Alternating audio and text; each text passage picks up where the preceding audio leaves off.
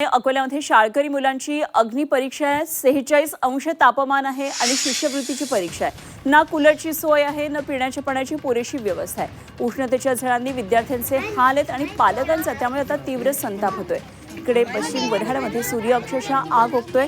46 अंश तापमान आहे आणि शिष्यवृत्ती परीक्षांचं आयोजन करण्यात आले।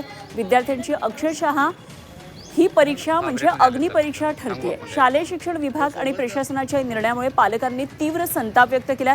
अकोला जिल्ह्यामध्ये गेल्या काही दिवसांपासून तापमान हे सातत्याने 45 ते 46 अंशांच्या पुढे पोहोचलेले पाहायला मिळतोय। आता तर पारा 47 अंशांपर्यंत पोहोचलेला आहे आणि उष्माघाताचा धोका लक्षात घेऊन प्रशासनाने दुपारी 12 ते 4 या वेळेमध्ये घराबाहेर पडू नये असे आदेश दिलेले आहेत।